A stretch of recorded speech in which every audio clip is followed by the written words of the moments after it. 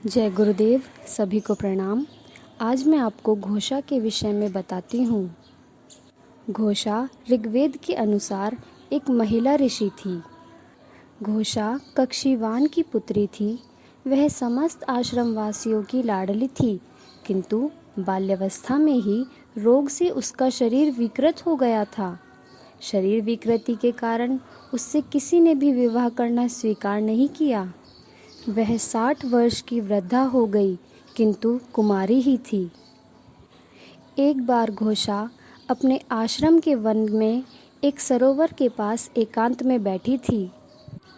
तभी उसे अचानक स्मरण आया कि उसके पिता कक्षीवान ने भी अश्वनी कुमारों की कृपा से आयु, शक्ति तथा स्वास्थ्य का लाभ प्राप्त किया था।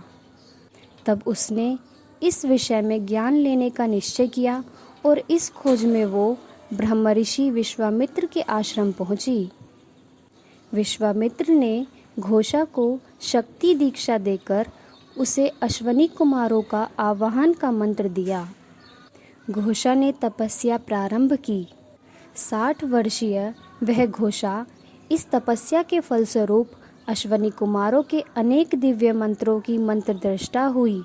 उसने अश्वनी कुमारों का स्वतन किया। अश्वनी कुमारों ने घोषा पर प्रसन्न होकर दर्शन दिए और उसकी उत्कट आकांक्षा जानकर उसे निरोग कर रूप यौवन प्रदान किया। साथ ही उसे एक दिव्य वीणा भी दी कि इस वीणा का नाम घोषा होगा।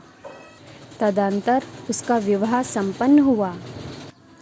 महानारी घोषा ने स्वयं के आत्म परिश्रम के बल से श्री गुरु कृपा और अश्वनी कुमारों की कृपा से पुत्र धन आदि भी प्राप्त किए और अनेक वीणा वादकों पर समय समय पर ये दिव्य घोषा नामक वीणा से स्वर संगीत साधना में सफलता की प्राप्ति हुई। घोषा की कथा से यह ज्ञान प्राप्त होता है कि कष्टों से मुक्ति पाने के लिए आत्मबल का विकास करना और कठिन मेहनत करनी चाहिए। धन्यवाद।